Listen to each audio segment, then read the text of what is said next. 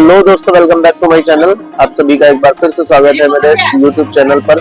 और मैं आपको बता दूं दोस्तों कि आज मैं आया हूँ निधिवन। और निधिवन वो जगह है जहाँ पे बहुत बड़ा जंगल है तुलसी का।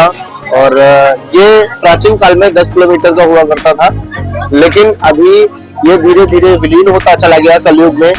और ये चैतन्य जी महाराज, हमारे बाबा जी जो आए थे कलकत्ता से, उन्होंने यहाँ पे आके तपस्या की और उनकी तपस्या के कारण ये अब थोड़ी जगह में बचा हुआ है। तो यहाँ के बहुत सारे ऐसे रहस्य हैं जो पूरी दुनिया में बहुत ज्यादा फेमस है। तो मैं आज एक एक करके सभी रहस्य आपके साथ साझा करूंगा, तो आप बने रहिए मेरी इस पूरी वीडियो में।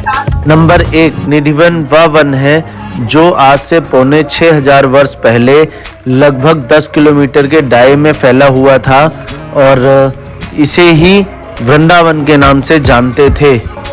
नंबर 2, रासलीला। या वही स्थान है या वही वृंदावन है जहां पर भगवान ने महारासलीला का आयोजन किया था। अपनी 16,108 रानियों के साथ रासलीला रचाई थी।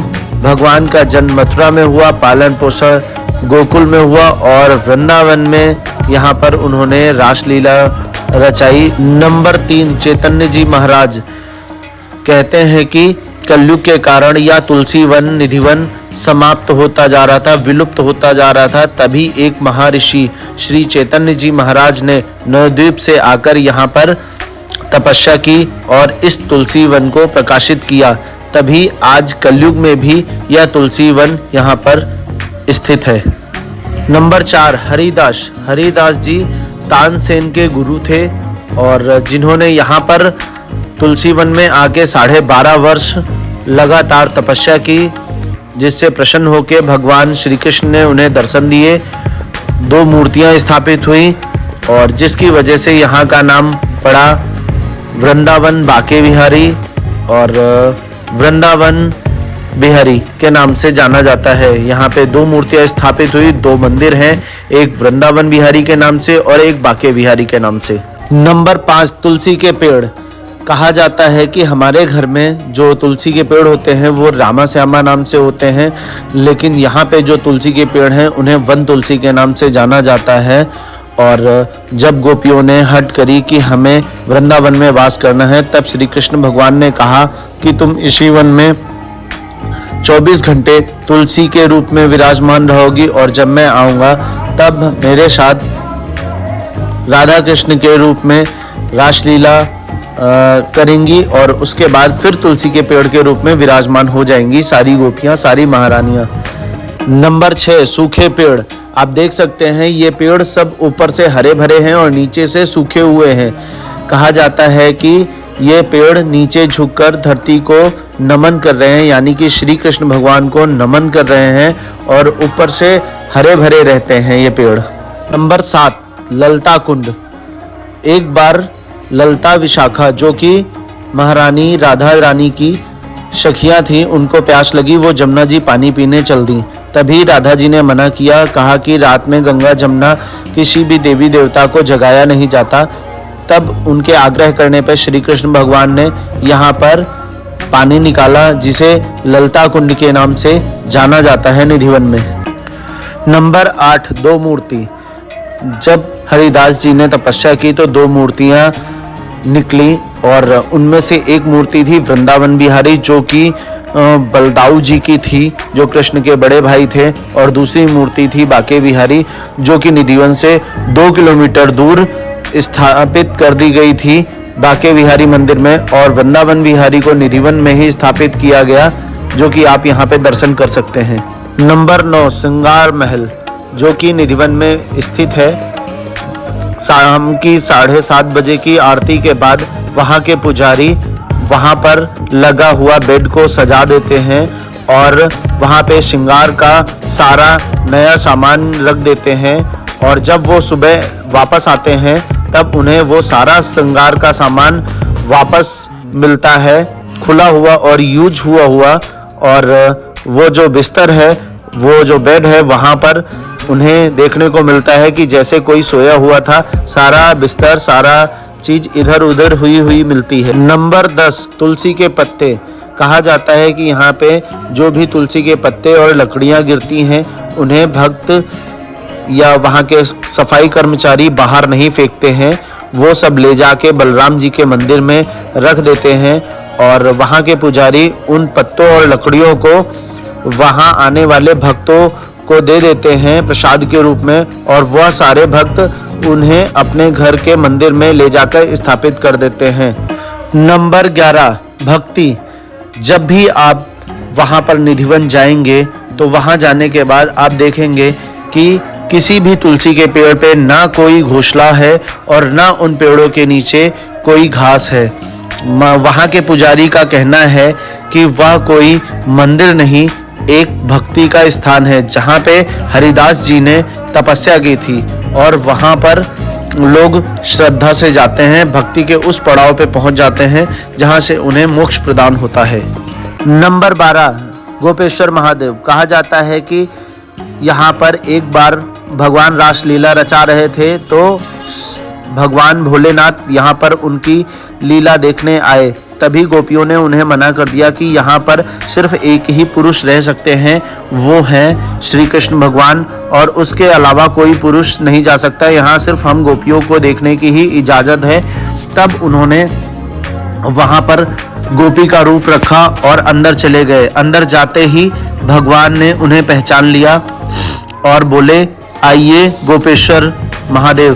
तो राधा रानी ने बोला कि अभी तक इतनी गोपियां आज तक आई, आपने किसी का नाम नहीं लिया और इनके आते ही आपने इन्हें गोपेश्वर महादेव गोपेश्वर कह दिया। तो उन्होंने बोला कि वो मुस्कुराए और बोले कि हाँ। तो राधा रानी बोली कि इन्होंने गोपी का इन्हें ईश्वर बना दिया, मतलब ये कौन सी गोपी हैं जिन्हें आपने ईश्वर की पदवी दे दी। तब उन्होंने बताया राधा रानी को और वहाँ पे उनका मंदिर बनवाया गोपेश्वर महादेव के नाम से। बंसी चोर। नंबर 13, यहाँ पर राधा रानी का एक मंदिर बना है और यहाँ पे राधा रानी को बंसी चोर बताया गया है। मैं आपको बता दूं, एक बार की घटना है। भगवान श्री कृष्ण को वृंदावन में माखन चोर के नाम से जाना जाता था और उनका नाम एक माखन चोर भी है। तो एक बार राधा रानी ने अपनी ललता विशाखा सखियों के साथ एक प्लान बनाया कि ये रोज माखन चुरा के खा जाते हैं हमारा, तो हम आज एक काम करते हैं, आज इन्हें तंग करते हैं और तुम जाओ इनकी मुरली और इनकी जो बंसी और मुकुट ये सब उठा लाओ जाके। तो ललता विशाखा माता रानी के कहने पे वहाँ से इनकी बंसी और इनकी जो पगड़ी थी, जो इनका और भी सामान था, वो सब उठा लाई। तो माता रानी ने यहाँ पे भगवान श्री कृष्ण का रूप रख के बंसी बजाई और जब भगवान श्री कृष्ण यहाँ पर आए, राधा रानी को बंसी बजाते देखा तो उन्होंने उन्हें बंसी चोर के नाम से पुकारा। इसीलिए बंसी चोर का एक मंदिर यहाँ पर बना हुआ है राधा रानी का। नंबर 14, समाधि।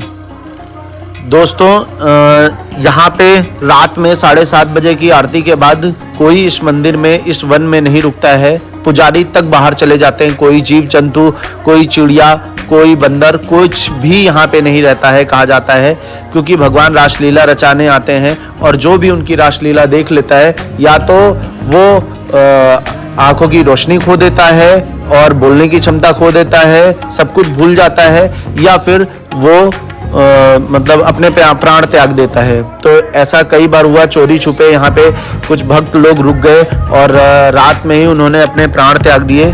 तो यहाँ पे यहाँ के पुजारियों, यहाँ के लोगों ने उन्हें, उनके परिवार वालों को बुला के उनकी जो डेड बॉडी थी वो उन्हें सौंप दी और उनके याद में और इतनी पवित्र स्थान पर उनकी मृत्यु होने की वजह से उनकी यहाँ पे समाधि बना दी गई। नंबर 15, 56 भोग। एक बार की बात है जब भगवान जगन्नाथपुरी गए और वहाँ पे उन्हें 56 भोग परोसा गया, तब उन्होंने वहाँ पर 56 भोग सामने देखकर भी उन्हें वो प्रसन्नता नहीं हुई। तो वहाँ के जो पंडित थे, पुजारी थे, उनके भक्त थे, उन्होंने पूछा भगवान आपके सामने 56 भोग रखा हुआ है, फिर भी आप प्रसन्न नहीं हैं। तो उन्होंने कहा कि मुझे इस 56 भोग से प्रसन्नता नहीं मिलती, मुझे मेरे ब्रजवासियों के कटु वचन से प्रसन्नता मिलती है। भगवान ने हमेशा ब्रज में सेवा ही की है, पहले गौ सेवा की है, फिर अपने भक्तों की सेवा की है और उसके बाद जो यहाँ की प्रजा थी उसकी सेवा की है। तभी भगवान कहते हैं कि मुझे 56 भोग से नहीं, अपने ब्रजवासियों के कटु वचन से ही सुख मिलता है। नंबर 16 बलराम मंदिर। बलराम जी का यहाँ पर मंदिर है, जहाँ पर आप यहाँ पे बैठ के ही उनकी जो है पूजा करें, उनके दर्शन करें, क्योंकि यहाँ पे बिना बैठे ऐसे चले जाने से पाप लगता है। कहा जाता है वो यहाँ के राजा थे, इस वजह से यहाँ पे उनके बैठ के ही दर्शन होते हैं। और ये थे निधिवन के 16 रहस्य। तो अगर आपको वीडियो पसंद आई हो तो हमारी वीडियो को लाइक करें, ज़्यादा से ज़्यादा शेयर करें। अगर आपने हमारा चैनल सब्सक्राइब नहीं किया है तो चैनल सब्सक्राइब कर लें और ऐसी ही वीडियो देखने के लिए हमारे चैनल पर बने रहें। अब हम चलते हैं। जय श्री कृष्णा, हर हर महादेव, जय माता दी।